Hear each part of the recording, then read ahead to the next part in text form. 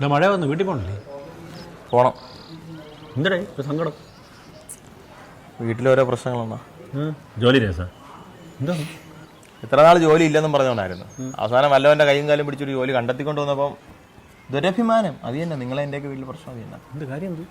കാരണം നമ്മളെ ശാസ്ത്രമംഗലത്തിരിക്കുന്ന പമ്പുണ്ടല്ലോ, അവിടെ നൈറ്റ് രാത്രി 6 മണി തൊട്ട് പിറ്റേന്ന് രാവിലെ 6 മണി വരെ സമ്മതിക്കേണ്ടത്. അപ്പം നീ രാത്രി ഉറക്കം ഒഴിക്കണമെന്നൊക്കെ വിചാരിച്ചായിരിക്കടാ.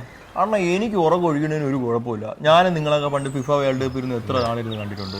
പക്ഷേ ജോലി എനിക്കല്ല, അമ്മയ്ക്ക്. അല്ല, നിന്റെ അമ്മ ഇപ്പം തൊഴിലുറപ്പിനെ പോവില്ലേ?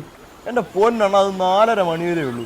ആ മാറ്റിൻ്റെ അടുത്ത് പറഞ്ഞ് 4 മണിക്ക് ഇവിടെയൊക്കെ ചെയ്യും. പാവം ചേച്ചിയാണ് അവർക്ക് പോകാൻ വയ്യ. അത് തന്നെ അണ്ണാ. എന്ത് വൈകിട്ട് 4 മണിക്ക് ഇറങ്ങിയിട്ട് വീട്ടിലത്തേക്ക് കാര്യങ്ങൾ ഉണ്ടാക്കി വെച്ചിട്ട് അവർക്ക് മര്യാദയ്ക്ക് പൊക്കൂടെ? 6 മണിക്ക് രാവിലെ നിന്നാൽ മതി.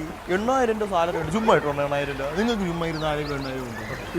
ഒരു ഇതുമില്ല. ഇത് അഭിമാനം, ദുരഭിമാനം. ദുരഭിമാനം. അത് തന്നെ. രാവിലെ 8 മണി പമ്പ് ചെന്ന് കഴിഞ്ഞാൽ തിരിച്ചൊരു 10 മണിയൊക്കെ മുന്നേ തൊഴിലുറപ്പിന് പോവാ. രാവിലെ വീട്ടിൽ വന്നിട്ട് 6 മണിക്ക് വീട്ടിൽ വരാം. കുളിച്ചനച്ച് ഭക്ഷണം ഉണ്ടാക്കി വെച്ചിട്ട് പോവാം. എല്ലാ കാര്യം നോക്കാൻ സമയമുണ്ട്. പക്ഷെ പോവില്ല. എന്നെ കുഴപ്പം അതാണ്. സത്യം പറയാനാണ്, എൻ്റെ അച്ഛൻ ഇന്നുണ്ടായിരുന്നെങ്കിലേ ഇതൊന്നും എനിക്ക് അനുഭവിക്കേണ്ടി വരില്ലായിരുന്നു. പറയുമ്പോൾ നിന്റെ അച്ഛൻ എവിടെ പോടാ? കുറെ നാളെ അങ്ങനെ കണ്ടിട്ട്. അന്ന് അച്ഛൻ വെള്ളയമ്പലത്തിൽ പമ്പിലായിരുന്നു.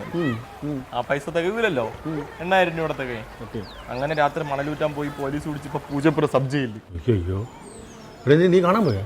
അതിന് നമുക്ക് പ്രിയദർശിനി ബസ്സും ഫ്രീ പാസും സൗജന്യമൊന്നും ഇല്ലല്ലോ, എല്ലാം പെണ്ണുങ്ങൾക്കല്ലേ കൊടുക്കുള്ളൂ. ഈ അമ്മ കാണാൻ പോണില്ല അച്ഛനെ? ഞാൻ പറഞ്ഞെണ്ണാ, അപ്പൊ പറഞ്ഞ അവർക്ക് ഈ തൊഴിലുറപ്പിന് പോയിട്ട് ഒന്ന് കാലനക്കാൻ പറ്റില്ല. ഇനി അവർക്ക് തൈലവും കൂടെ ഞാൻ മേടിച്ചു കൊടുക്കണമെന്ന്. ഇതൊക്കെ ഭയങ്കര അഹങ്കാരമാണ് കേട്ടോ. ഇതൊക്കെ നിന്റെ അച്ഛൻ ഉണ്ടായിരുന്നെങ്കിൽ അങ്ങനെയെങ്കിലും ജോലിക്ക് വിടായിരുന്നു. സത്യം. അണ്ണാ, എനിക്കൊരു സംശയം, ഈ ജയിലിൽ ഇപ്പൊ പണിയാണെങ്കിൽ പൈസ കിട്ടുമോ? കിട്ടുമല്ലോ. അത് ചപ്പാത്തി ഗുണമൊക്കെ കിട്ടും. പക്ഷെ അത് ശിക്ഷ വിധിച്ചവർക്കേ കിട്ടുള്ളല്ലേ? അങ്ങനെ എന്തെങ്കിലും പ്രതികളാണ് ചെയ്യണമെന്ന് ഒരു കാര്യം ചെയ്താലോ, ഒരു അഡ്വക്കേറ്റ് വെച്ചിട്ടേ നമുക്ക് വാദിപ്പിച്ച് അച്ഛനെ തോപ്പിച്ച് ജയിലിലാക്കിയാലോ? അത് നല്ലൊരു ഐഡിയ ആണല്ലേ.